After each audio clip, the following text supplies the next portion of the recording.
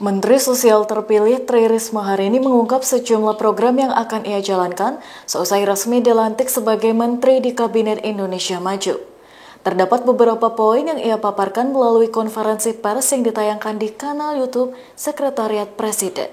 Dilansir oleh Kompas.com, resmi diangkat menjadi Menteri Sosial di Kabinet Indonesia Maju pada Selasa 22 Desember, Risma mengungkap sejumlah program yang akan ia jalankan. Pertama, Risma berjanji untuk melakukan perbaikan data penerima bantuan sosial. Ia akan bekerja sama dengan Kemendagri dalam hal data kependudukan dan menggandeng perguruan tinggi di tiap-tiap daerah. Kedua, program yang berkaitan dengan pemberdayaan manusia. Risma mengaku akan memberi perhatian ekstra kepada fakir miskin, anak terlantar, penyandang disabilitas, hingga anak jalanan. Mantan wali kota Surabaya itu menyebut pemberdayaan fakir miskin hingga anak terlantar merupakan tanggung jawab pemerintah. Dengan harapan mereka bisa melakukan segala sesuatu dapat berguna dan juga bermanfaat.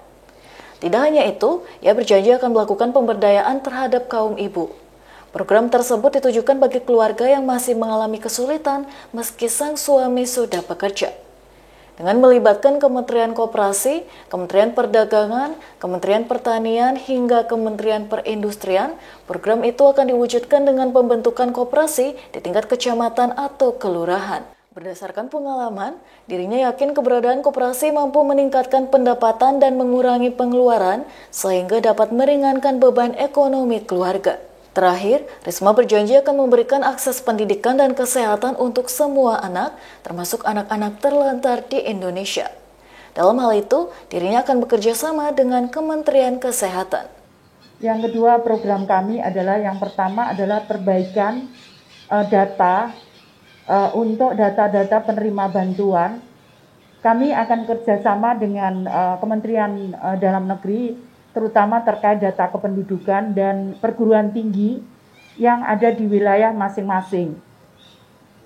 Karena menurut saya akan sangat lebih baik kalau kami melibatkan perguruan tinggi juga di dalam implementasi kami di lapangan, sehingga output atau goal-nya bisa dilihat dan bisa kita lakukan evaluasi bersama dengan perguruan tinggi.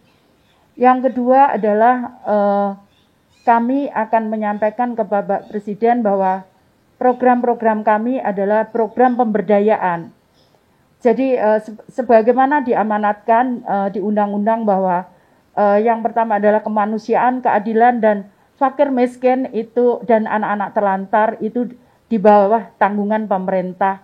Karena itu kami akan perhatian terutama terhadap anak-anak terlantar, kemudian fakir miskin, itu yang akan kami prioritaskan untuk program pemberdayaannya. Jadi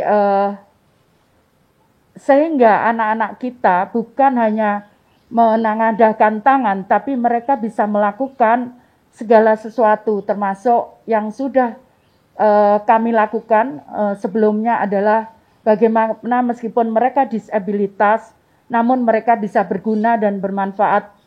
Juga anak-anak jalanan mereka bisa berguna untuk bangsa dan negara kita.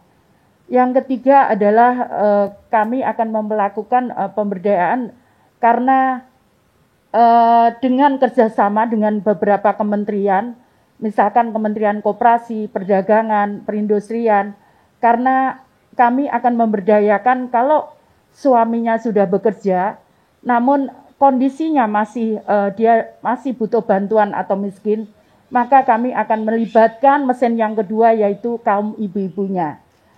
Kami akan bekerja sama dengan program yang sama.